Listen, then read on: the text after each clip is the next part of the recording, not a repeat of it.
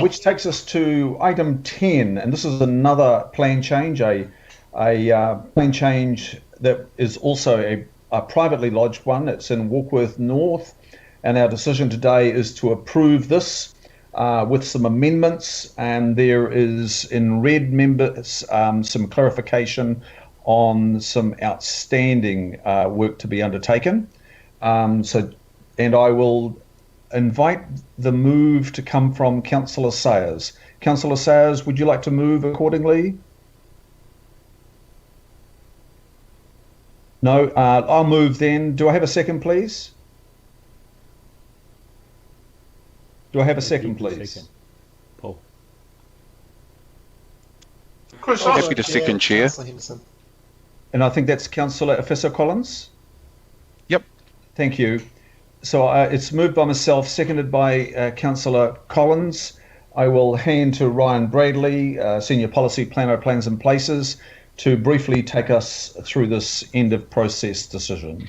Handing to you now, Ryan. Thank you, Chair. Good morning, councillors. This is another procedural item it's at the end of the process. It's making the plan change operative. This, again, is just a procedural step. So this plan change is a private plan change number 25, and it was lodged by Turnstone Capital, and it related to rezoning around 100 hectares of land that was zoned future urban in Warkworth North to a range of residential, commercial space and open space zones. And this is land that is near the end of the new motorway that's been built at the moment from Puhoi to Warkworth. The timing of this plan changes in terms of the live zoning is pretty much in sync with the future urban land supply strategy. It's identified this land as being development ready from 2022, which is intended to align with the completion of that motorway, which is intended to be finished about halfway through next year.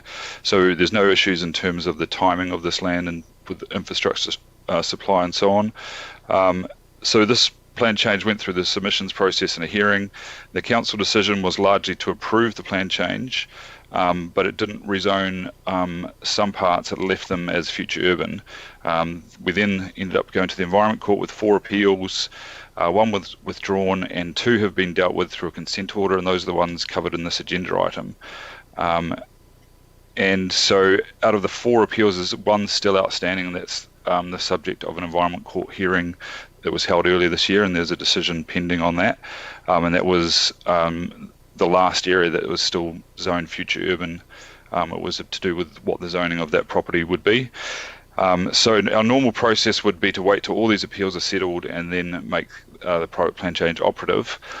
But what we want to do now is just make the area covered by these consent orders operative. So it's pretty much 95% of the plan change area.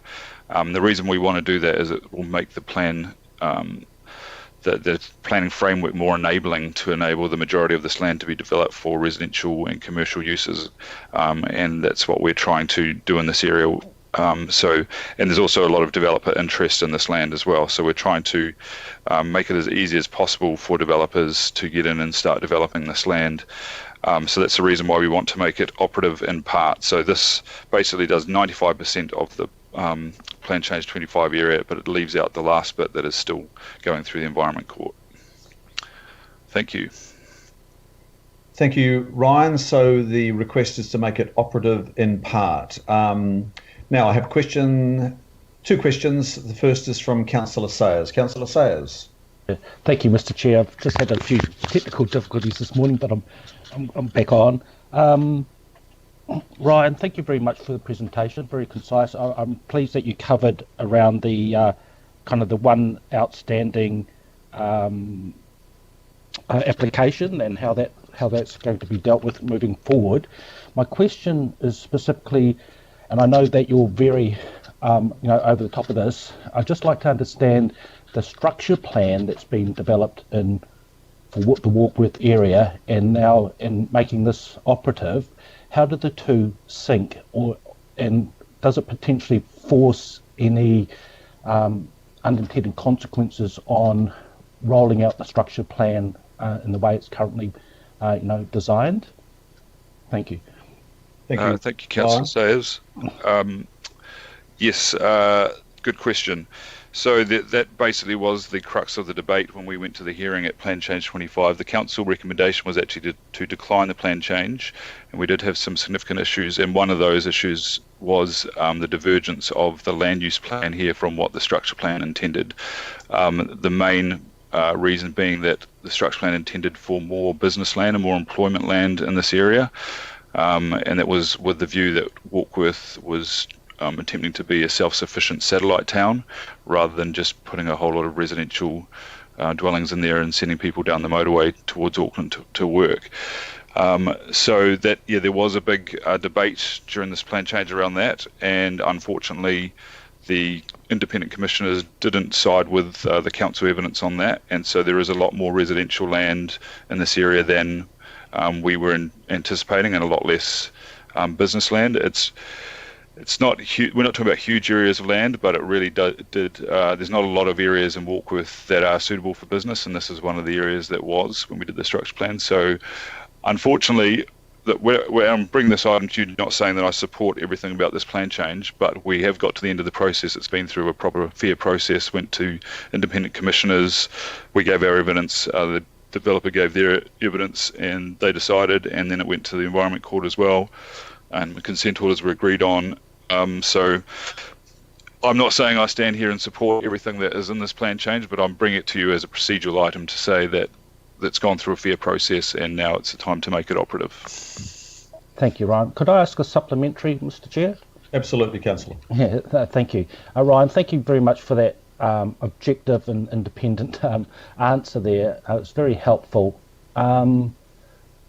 If it's becoming more residential focused rather than perhaps industrial or commercial, does that mean that in our LTP processes next time round, do we have to budget for extra infrastructure? I don't have the detail on that, but I think my high-level answer is no. I think the infrastructure is basically going to be the same here as to what it would have been anyway. In terms of the road network, nothing would really change. We've already got an arterial road, the Western Link Road, going through here, and that was going to be there whether there was industrial or residential. Our plan was to have industrial focused on one side of that and using the arterial road as the dividing buffer between industrial and residential land. But what's happened is we've now got residential on both sides of that arterial road and also adjacent to existing industrial, which isn't ideal, but as I said, the process has been done and we're now at the end of it. So there's nothing more in terms of what I could do on that, and I think we just need to accept the decision. Okay, Ryan. Well, look, thank you very much. Again, I guess you've just summed it right. It's been through the due process, and it is what it is now.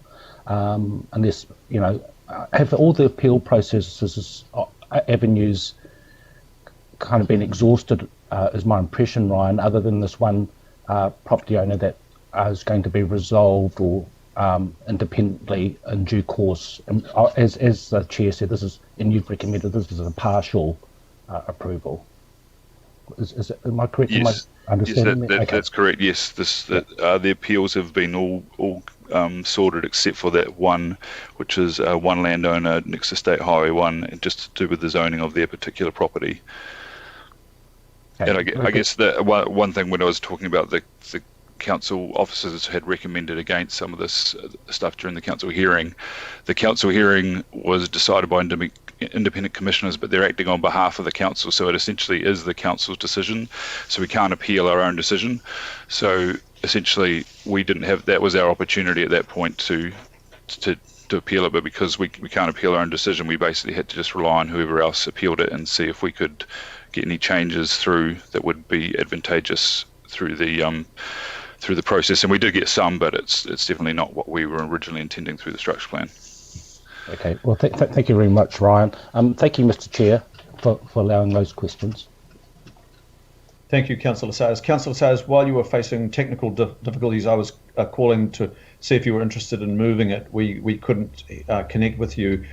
So I put myself as the mover. Would you like to take the moving position, Councillor Sayers? No, it's all right, Chris. Leave it as it is, but thank you. Okay. Thank you very much. Just checking. Okay. Thank you. Question from Councillor Hills, please. Sorry, Councillor Dalton first. Councillor Dalton. Thanks, Chris. I've got a few questions. So what would be the consequence of this not being approved today by the committee? Yeah, that's a good question. I think that might be a legal question for someone, but I guess the implication is that at this stage, I'm not sure what the committee has not heard any of the evidence or anything, and so to decline at this late stage, I guess they have the power. It's probably a Megan Tyler question, actually. I'll probably stop there and let Megan answer that one. Megan, can we have a reply from you, please? Thank you, Ryan Bradley. No, look, Ryan is right. The important thing here with due process and robust process is that the decision makers hear all the evidence before them in order to make a recommendation decision. This is effectively a rubber stamping exercise under the RMA because, as Ryan said, you do not hear the evidence and all of the information to provide the recommendations. So my very strong advice is you need to approve this or allow it to go through as operative, notwithstanding that we may not fully support the decisions that have been made. Thanks, Mr. Chair. Thanks, Megan. Yeah. So in line with Councillor Sayers' question around the infrastructure, although the answer to the question was the costs will be the same, the costs are not already factored. They're not in the LTP. They would have to debt fund infrastructure. Is that correct? Ryan? You did partially address that, Ryan, but look, you probably want to go over some of those major core infrastructure projects that are underway in that area and that are planned to be underway and that may not be covered by this. Yes, so my understanding is that the bulk infrastructure required to service this area is covered in the LTP. So we've got things like the wastewater upgrade to the Warkworth wastewater system, which means it's basically closing down the Warkworth plant and building a pipe from Warkworth to Snells Beach, upgrading that plant. I understand, as far as I'm aware, that's all in Watercare's 10-year plan. And the Western Collector is probably the Western Link Road is probably the big thing that isn't, as far as I'm aware, in any of the LTP or any of the budgets from Auckland Transport. But in the plan change, there are provisions in there that require the developers to build sections of that road as they develop their properties for residential sections and so on. And then in terms of water supply, my understanding again is that Watercare have got water supply sorted for that area. I don't think there is any major issues there. The new plant has just been built on Sanderson Road, which is right next to this area. And then in terms of the motorway as well, the motorway will be finished halfway through next year.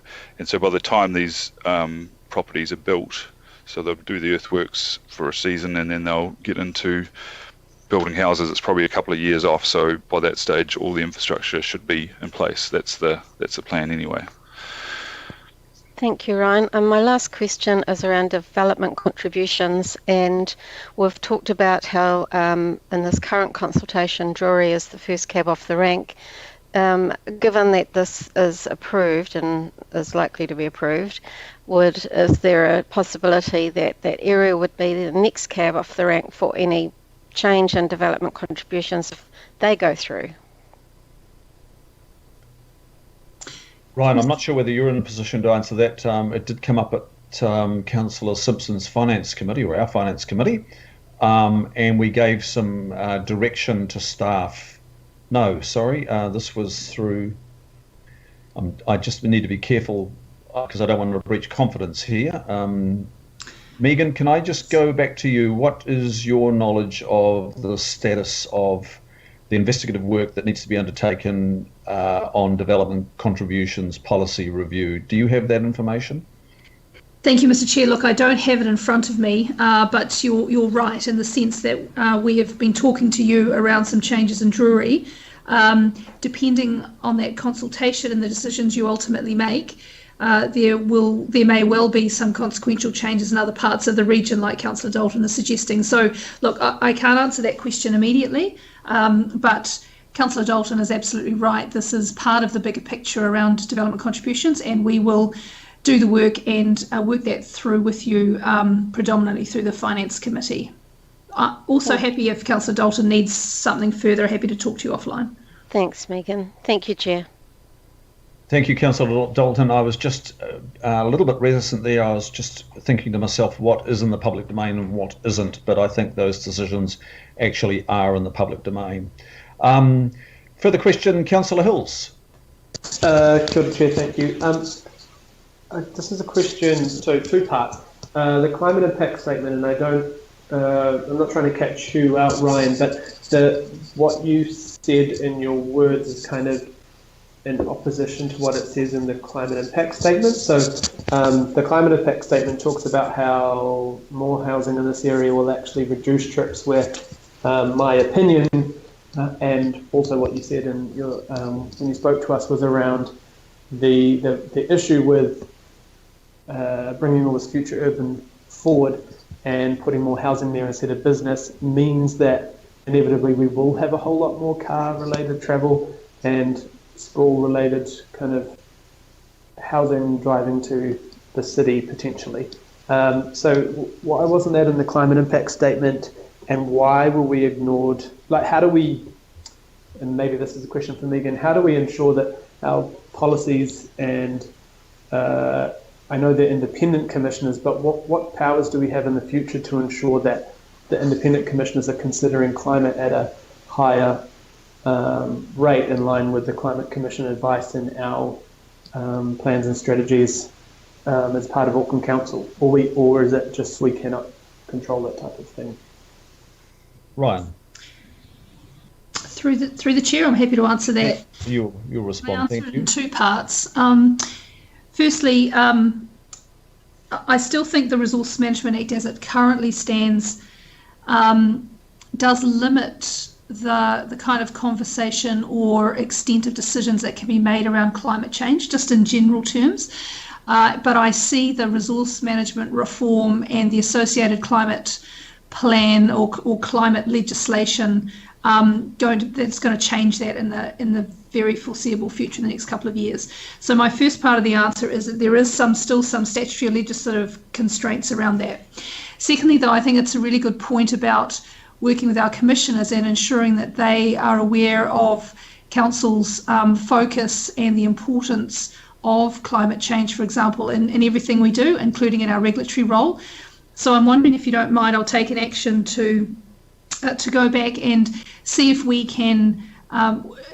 We do have regular catch-ups with our regulatory commissioners, and maybe doing a bit of a session on Te Taruki a Tāwhiri, or some general climate training, just to ensure that they are aware of the issues and they can consider those as needed through their decisions. So thanks, if you're okay if I take that action away.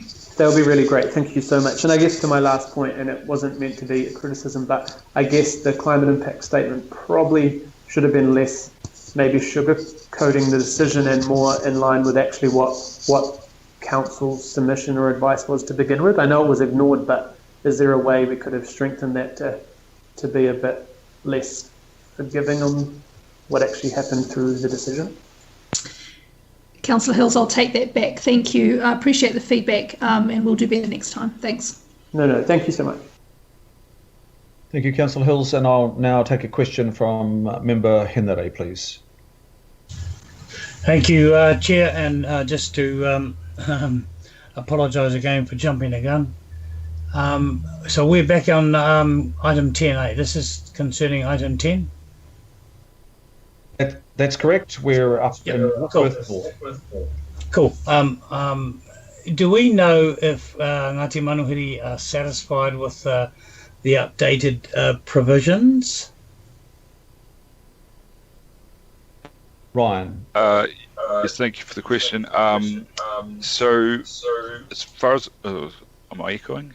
No, okay. So as far as I am aware, the mana whenua concerns from Ngāti Manuhiri mostly were around waterway protection and so on. And looking through the hearing report, it looks like they were covered in part through the plan change provisions. And that's what the hearing report recommended, that they be accepted because they're covered in part.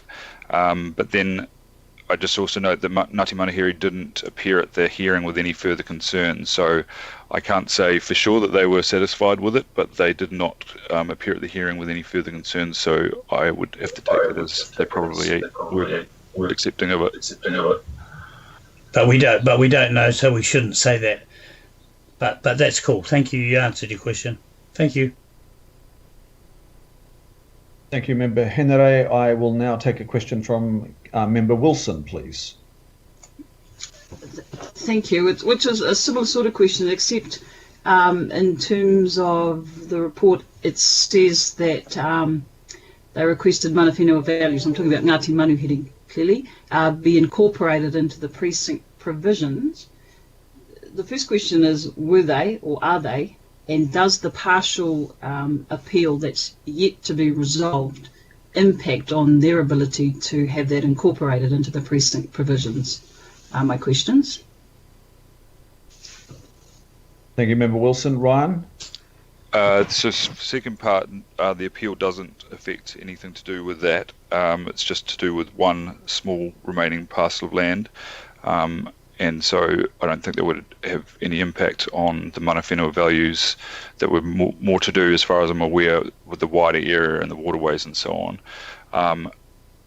I understand that they were included into the precinct and the zoning and the provisions that went through in the plan change in terms of protection of waterways and so on. Though I can't tell you if that was to the satisfaction of Ngāti Manahiri. But as I say, they did not turn up at the hearing to provide any further evidence, so that's as far as that's all the information I have on that. Thank you. Supplementary question, please, Mr. Chair. Of course, Member Wilson, yes. So that is my question. Please, if I am able to get an answer whether or not that provisions that were being sought by Ngāti Manuhiri has been incorporated into the current precinct provisions, given there's a partial appeal, and then past that, whether or not we can gauge whether that will or won't be possible depending on the result of the partial appeal. I'm hoping that I'm being clear on what it is that I'm seeking information on, please. Back to you, Ryan. So yes, so in terms of the second part, there is no scope in the appeal. The appeal is literally just what is the zoning of this property.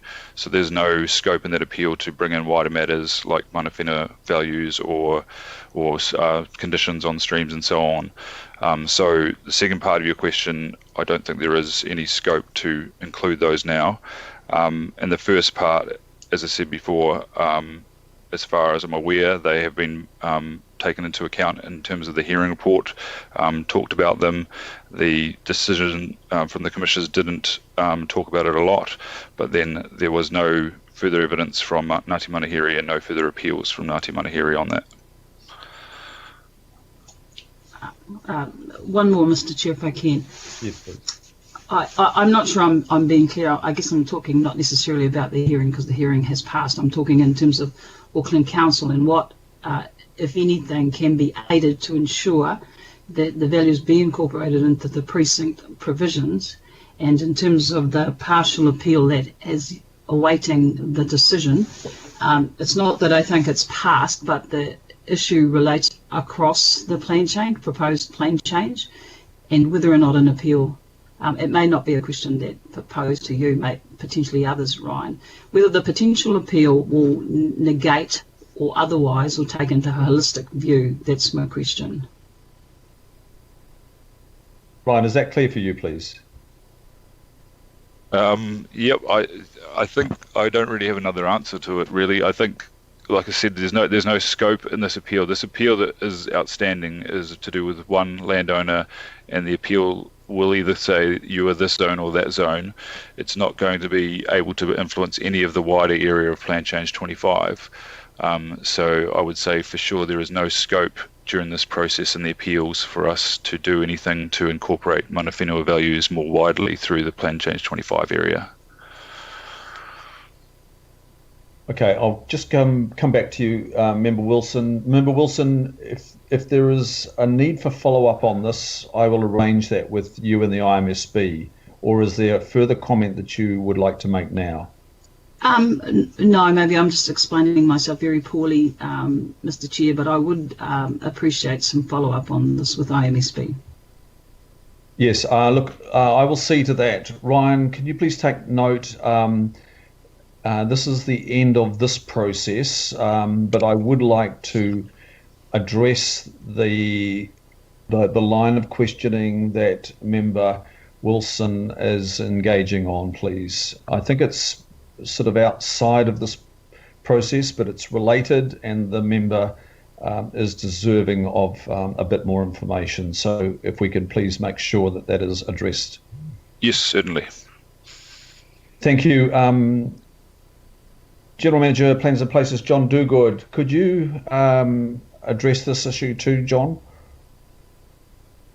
Thank you, Mr. Chair. I think that's a course of action of following up with Member Wilson directly, and also we will get in touch with Ngāti Manuhiri. There was nothing to stop us. In fact, it's good practice for us to seek the views of mana whenua in the context of appeals, notwithstanding what Ryan has said in terms of the scope under that appeal, to get Ngāti Manuhiri's perspective on what the council should do in response to the appeal. I think that's a very good idea. So we'll certainly follow up on both those actions. Thank you, John. Are there other questions? There being none, are there comments on the motions before us, members? Remember, this is the end of a process that has been fair, it's been transparent, and communities of Auckland have had the opportunity to participate fully. None of us were participants in this process, and our job now is to approve making operative in part this private plan change. Now, I will now go to a comment from Member Wilson. Member Wilson, please. Thank you, Mr. Chair. I'm just wanting to close off this kōrero that I've, after listening to John, I'm happy to close off that kōrero and accept that some further contact will be made. Thank you. Thank you, John. Thank you, Member Wilson. Are there other comments, members? I don't have any indication of such, so it is moved, it is seconded. We're making the plan change 25, a private plan change in Warkworth North, partially operative. It's an outstanding work. I will put that to the vote then. All those in favour say aye. Aye. Aye. Aye. To the contrary, no. And declare that carried. Thank you, members. We'll take a 10-minute break and we'll come back at 11:45. So we'll stand adjourned until 11:45. Thank you, members.